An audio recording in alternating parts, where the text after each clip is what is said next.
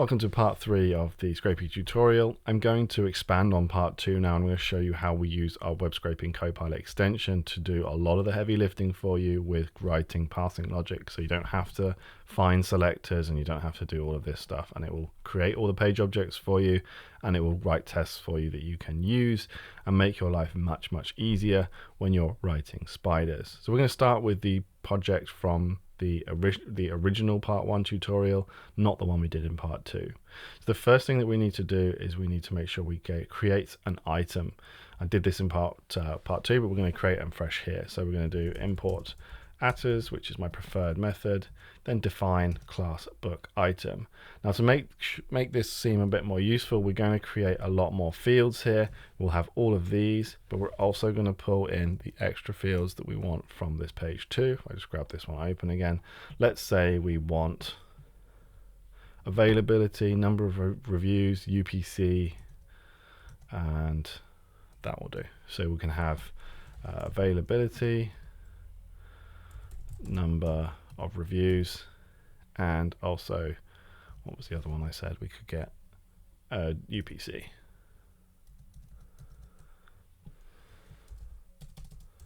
So there's a few more fields, not a whole lot, but a few more. Now to install the web scraping Copilot extension, you want to come to your VS Code extensions, and it's this one here, web scraping Copilot by Zeit. I have this installed, and when you do, you have this button down here, and it will open up and automatically figure out if you're in a Scrapy project. If you aren't, don't worry, you can create one with it open. I would recommend, if you're doing this for the first time, to start a whole fresh project to give it a go that way. Don't try and put it into an existing one. And we can go down to the extension status. Now obviously I've got everything all set up. You can hit check to make sure, and it will check through and make sure you have these things ready to go. There's a whole setup documentation on our site. I'll link to that so you can make sure that you get the extensions set up properly. But basically, if one of these or some of these are missing, there's a button here and the AI will help guide you through it. So I'm going to open up the chat, and down here I'm going to select web scraping, and you want to select your model. You will need a GitHub subscription for this. I think it's the $10, just the $10 a month one that I have. And you can use the free models, right? You can use GPT-5 Mini, works pretty well. I'm going to use Claude Haiku 4.5 for this, currently at 0.33x rate. So now I'm going to come back to my folder, and I'm going to add in fact, we'll let the AI do this. So I'm going to create a page object for the item, and I call this book item using the sample URL. I'm going to grab the URL from the page, like so. It's going to take in the instructions that we've given it, and it's going to follow through a list, and it's going to check to make sure you have everything set up properly. So you can see right away, I don't have PyTest installed. That's one thing that I missed. So I'm going to say allow to install PyTest. It's going to create these, which we added in manually last time. And it's going to create the tutorial pages folder, which we did properly, which we did as well manually last time, and the initialization, the init file, so it's now a module.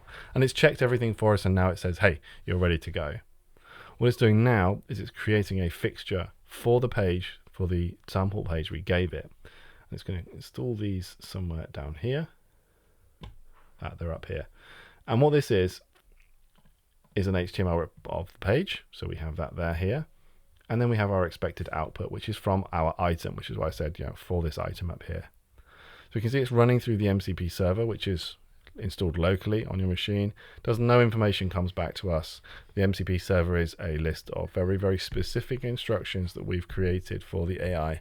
So it follows very closely exactly what we're expecting it to do and what we want it to get to. So we can see it's created the page object over here. And it's created everything that we did in the last one. It's all done automatically, and it's added in all of the fields, but obviously it hasn't got the information yet. It's still working on that. So we can see it's up to 96% working through actually figuring out what fields we want, what the data should be from that page, and then it's going to figure out how to extract it from that page. So with this, it's a good idea to have multiple sample pages to get the best results, because some pages might not have a piece of information, and if it doesn't know that it's there, it won't know how to extract that information from it. So let's have a look at the output.json file. So we can see it's changed what's expected information for it. So we're going to hit keep on that. And now it's going to update the selectors and their parsing logic for all of these to extract that information, which is done so here. So we're going to hit keep on this. And it's going to say, do you want to run the tests? I'm going to say yes, run the tests. And it's come back 8 tests passed straight away. And 8 test result is testing each of the individual fields. Now, because we used Scrapy Poet, we separated our parsing logic out, and we have these now, this class and these functions that we can test against. So if something went wrong and we didn't get the information we were expecting, we can run the tests and we can then ask the AI to actually try and fix that. So what we need to do now is to update our spider. I'm going to do that manually. I prefer to do it that way. You can, of course, prompt the AI to help you with that, but I'm going to do this manually. So I'm going to do from our tutorial dot items, import our book item, and then down here we're going to do exactly what we did before. We don't need the response. We need the item, book item, and like so. So let's check that this works. Scrapy crawl books, and there we are. We have the information extracted from each book. We also have a list page to scrape too, right? So let's get this URL, the one we're going to start on, copy that out, and come back here and say create a page object for the list item using the sample URL of this. It's going to run the checks to make sure Scrapy Poet is installed and working properly again. Now, if you created a new chat, it will run through the check, but this time I don't have the list item created. So it's going to say, I don't have a list item, but I can create it for you. So what I'm going to say is create the item with the fields next page URL and book URLs. You can do this for all of the items you want to, all the items if you want, but I prefer to generally create my items myself. But here we are, it's done it for us. And now it's created the next fixture. You can see we've got another one here for the list page. And here's the URL, here's the HTML. And again, it's going to do exactly the same process to figure out the output JSON, make sure that that's working. And then it's going to do the testing against it as well. And then we can just update our spider. So I'm going to update the spider now whilst this is working. We're going to go over here and we'll do list item. And we can get rid of all of this. We don't need it. So we can do for book URLs, no, for URLs. URL in, I need to add in my page, my bad. Page, which is list item. Now it's going to know. In page.book URLs, response.follow all. And then if next page URL, yield a follow to that as well with the parse list page, parse book, like so.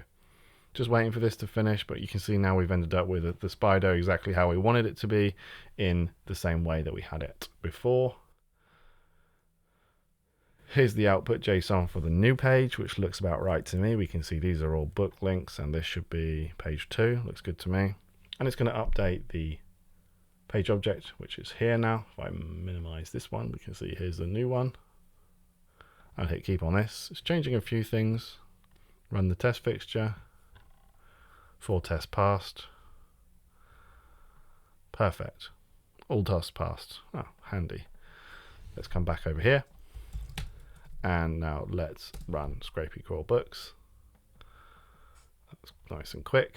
Book item, list item, looks good to me. Now this is going to save you a whole load of time when it comes to creating items that have even more fields than this. These are selectors, these are very simple selectors, but you can imagine if they're more complicated, you have to spend time going back and forth to the page to find them. It will take you a lot more effort. And what we can also do now is that if, for example, we start to run this spider and we start to see errors, is we can come over and run the tests and we can see which fields are failing by downloading a new sample page, and then we can fix those fields.